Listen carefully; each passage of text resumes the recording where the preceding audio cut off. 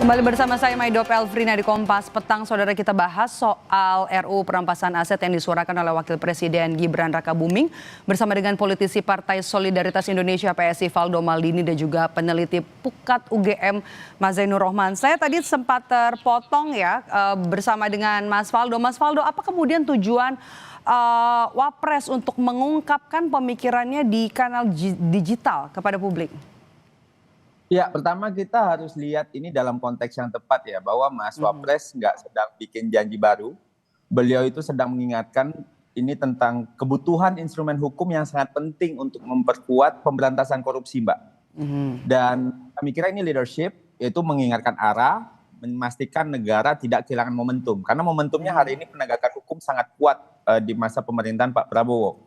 Yang kedua, fakta yang disampaikan oleh Mas Wapres sangat jelas karena kerugiannya besar banget, itu korupsi, tapi yang kembali kecil banget. Artinya sistem hukum yang ada hari ini itu memang nggak cukup kuat tuh untuk memulihkan kerugian negara kita itu secara maksimal. Nah, yang ketiga, berbicara soal RUU perampasan aset ini kan bukan sekedar simbol ya, ini ngasih kepastian hukum juga nih bagi aparat penegak hukum untuk ngejar dan ngambil aset yang hasil korupsi itu. Karena tanpa instrumen ini kan banyak hasil korupsi itu nggak bisa kita sentuh.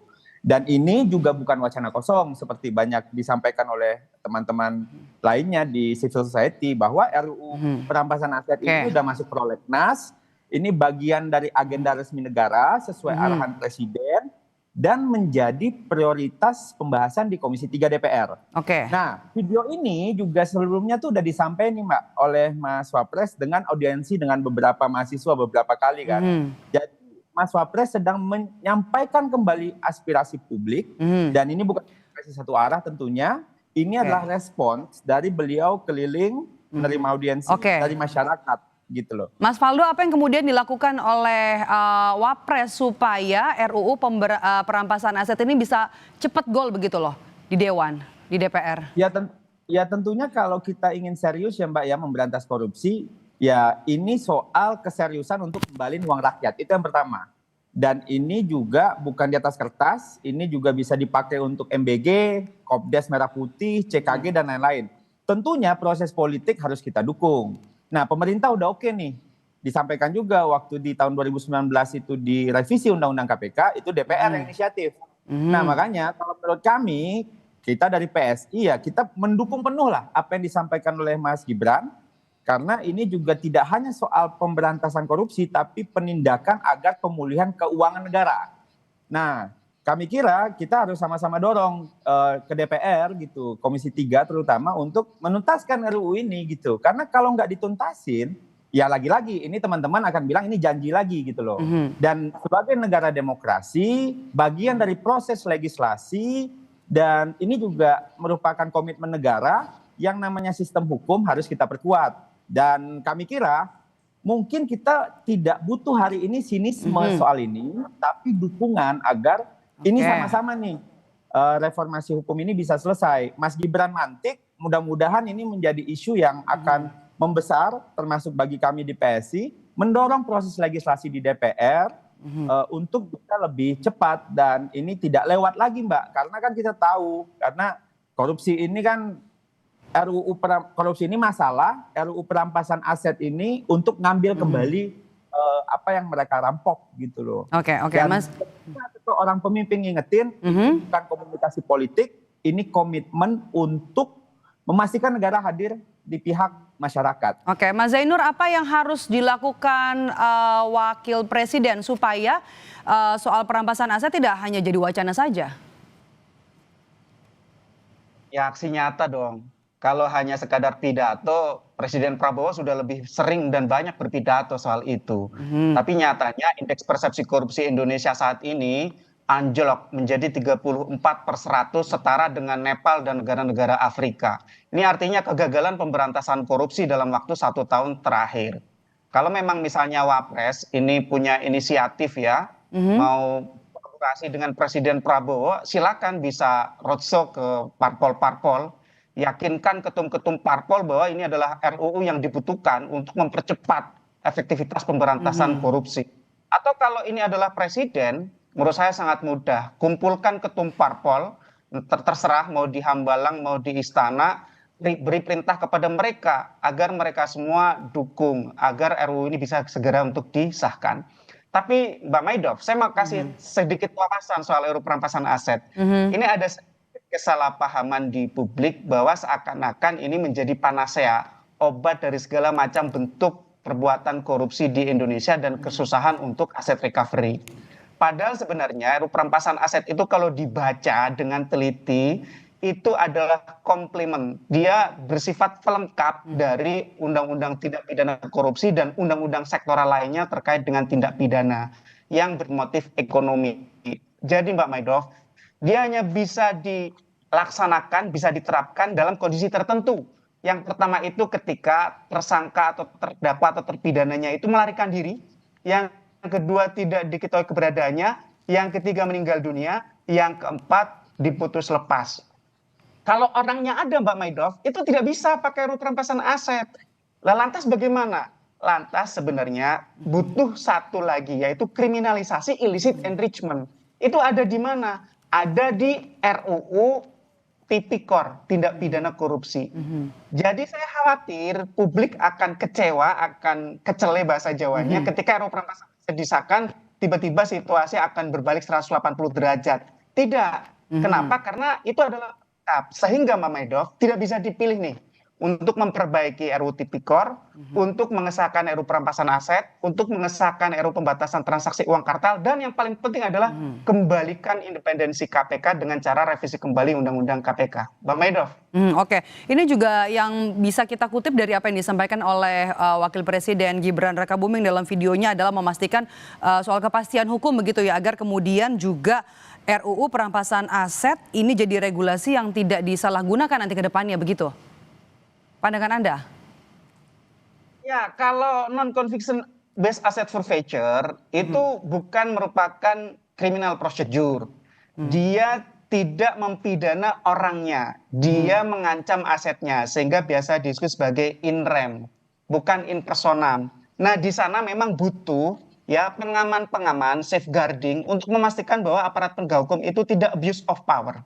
Bagaimana caranya? Semua tindakan dari aparat penegak hukum wajib dikontrol. Oleh siapa? Oleh badan judisial, yaitu dalam bentuk meminta izin hakim. Yang kedua, hukum acara perampasan aset itu harus dipastikan ada keseimbangan antara pembuktian non pidana dengan hak dari seorang pemilik atau penguasa dari aset tersebut untuk membuktikan bahwa asetnya berasal dari perolehan yang sah. Jadi itu untuk memastikan bahwa tidak ada perbuatan yang semena-mena. Yang ketiga Mbak Maidov, harus dipastikan bahwa tidak ada satupun lembaga penegak hukum yang punya kewenangan dominan. Kewenangan ini harus dipecah-pecah, harus dipisah-pisah agar mereka bisa saling kontrol, saling mengawasi, termasuk di dalam pengelolaan aset Mbak Maidov. Karena banyak Mbak Maidov, aset-aset sitaan atau aset-aset rampasan itu disalahgunakan oleh aparat penegak hukum. Misalnya dipakai untuk kepentingan pribadi gitu ya, padahal itu sudah dirampas atau disita untuk negara. Disita itu kalau belum berkekuatan hukum tetap, dirampas kalau sudah putusan hakim. Nah, sehingga itu memang butuh pengaturan yang baik. Resepnya sudah ada semua Mbak Maidov. Dari 2008 Pukat sudah riset. Sampai sekarang itu RUU hanya berupa janji-janji manis dari semua politisi. Kami dapat janji manis politisi itu sudah bukan 1-2 lagi. 2008 kami riset Mbak gitu ya. Sudah puluhan tahun kami memperjuangkan ini. Nggak ada itu sampai sekarang barang diperjuangkan betul-betul oleh politisi kita. Mbak Maidov. Oke, sebatas janji politik dari partai. Mas Faldo, Anda tadi sempat tersenyum begitu di apa yang disampaikan oleh Mas Zainur. Ini jadi sinyalkah kalau pemerintah ini sebenarnya gemas ya? Karena RUU perampasan aset ini belum juga dibahas di DPR, di parlemen. Iya, sebenarnya kan gini ya, kalau seandainya sekedar pidato dan janji, itu nggak masuk prolegnas, Mbak. Ini kan udah masuk prolegnas, berarti kan ini jadi prioritas pembahasan. Jadi kami kira ini bukan wacana kosong aja, ada proses konstitusional yang lagi jalan, kami kira. Dan yang kedua, kita kan negara demokrasi, kami yakin Mas Zainur dan kawan-kawan paham itu, kita nggak bisa nih ngeksekusi undang-undang sendirian. Bukan satu orang selesai, memang harus ada pembahasan di DPR, sinkronisasi, kesepakatan politik juga tadi yang disampaikan. Kami kira ini justru menunjukkan sistem kita itu bekerja ya. Dan ini soal political will juga sih Mbak, kalau kami kira ya, bahwa Mas Gibran secara terbuka bicara soal kerugian negara dan lemahnya asset recovery. Jadi ini kan nggak defensif ya, tapi menyatakan bahwa pemerintah itu sadar gitu bahwa ada celah dan ini mau diperbaiki. Dan tadi juga bicara soal dukungan partai, ya kami kira tidak perlu saling menyalahkan. Kalau ada yang bilang yakinkan ketum parpol tadi kayak Mas Zainur, justru ini momentumnya gitu. Karena pemerintah sedang mendorong dan semua partai memang harus membuktikan komitmennya untuk hal itu. Memang kita udah punya KPK, peradilan tipikor, digitalisasi anggaran, tapi memang ada celah itu. Dan RUU perampasan aset ini menurut kami adalah bagian dari perbaikan itu. Maksudnya gini, ini kan bukan gagal ya, tapi ini sedang kita perkuat. Apa yang terjadi? Kita sedang perkuat nih, karena dalam sistem presidensial, pembentukan memang kerja bersama gitu. Kalau presiden maksa DPR ya bahaya juga buat demokrasi Mbak Mei gitu kan. Dan kami kira yang tadi nggak kalah jauh lebih menarik ya yang disampaikan oleh Mas Zainur ya, bahwa jika pelaku bisa lari atau meninggal, negara itu bisa tetap ngambil asetnya Mbak. Jadi koruptor itu mungkin bisa lari gitu, tapi uangnya tuh nggak boleh ikut lari gitu loh. Karena selama ini kan sistem kita itu basisnya pidana. Artinya kan harus ada pelaku, pengadilan, vonis gitu. Kalau pelaku kabur dan meninggal, prosesnya berhenti. Kan negara nggak. Nah RUU ini kan juga ada keinginan untuk fokusnya itu pada aset hasil kejahatan gitu. Bukan hanya pelakunya aja. Dan ini pelengkap. Dan justru menutup celah terbesar. Karena selama ini kasus-kasus besar ya, tapi aset recovery-nya sangat kecil. Negara ini tahu nih, ada uang nih, tapi nggak bisa diambil gitu. Karena pelakunya nggak bisa diproses pidana. Dengan RUU ini harapannya negara tetap bisa merampas aset yang terbukti dari hasil kejahatan mekanisme perdata gitu loh Mbak. Jadi memang spiritnya sama sih kami kira, dan negara-negara praktik internasional juga udah ada, mereka ada non-conviction based aset itu. Sehingga perampasannya nggak perlu nunggu vonis pidana. Dan negara modern nih Mbak ya, itu kan udah ngejar duit tuh, bukan lagi ngejar orangnya gitu. Jadi kami kira ini sebuah upaya yang baik, yang sama-sama punya spirit yang sama, teman-teman civil society sama, pukat sama, partai seperti PSI juga sama. Kita berharap civil society, masyarakat juga, mahasiswa juga, sama-sama kita kawal. Mudah-mudahan nih tahun 2026 ya, masih awal tahun nih, mudah-mudahan jadi tuh barang. Gol ya, 2026 ya. Oke Mbak Zainur, yang terakhir saya mau ke Anda, bagaimana kemudian apa yang harus dilakukan oleh pemerintah supaya ini tidak hanya jadi wacana dan ini bisa gol di tahun 2026 ini, RUU perampasan aset?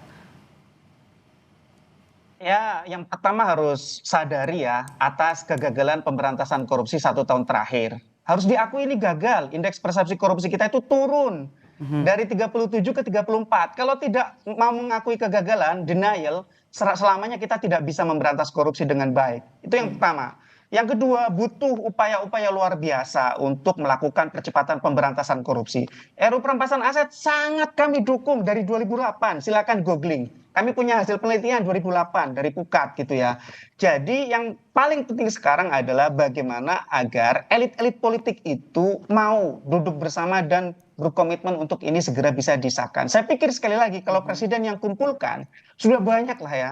Contoh undang-undang yang lahir dalam tanda kutip 1 malam gitu ya. RUU KPK, perubahan undang-undang KPK dalam undang-undang 19 2019 di zaman bapaknya Gibran itu 13 hari. Di undang-undang TNI zamannya Pak Prabowo ini berapa hari? RUU Minerba berapa hari? Semuanya kilat gitu ya. Tapi begitu RUU perampasan aset puluhan tahun. Prolegnas itu dari 2010, 2012, 2015, 2023 dan sekarang 2026. Artinya kita akan lihat bagaimana komitmen elit-elit politik itu apakah memang mereka serius. Yang kedua Mbak Maidoff, harus meaningful participation, harus pakai partisipasi yang bermakna. Jangan hanya sekadar asal disahkan tapi isinya ampas. Kenapa? Karena sangat mudah untuk mentwist ini. Saya sangat paham gitu bahwa ini bisa macan ompong gitu ya. Yang ketiga, tidak cukup ini saja, butuh dilengkapi dengan perubahan undang-undang tipikor, perubahan undang-undang KPK, dan juga pembatasan transaksi uang kartal dengan mengesahkan RUU pembatasan transaksi uang kartal. Mbak Maidoff. Oke, kita tunggu nanti apakah bisa digolkan di DPR 2026 ini RUU perampasan aset. Terima kasih sudah bergabung bersama kami, Mas Zainur Rohman dari Pukat UGM dan juga dari PSI Valdo Maldini. Sehat selalu Bapak-bapak. Terima kasih.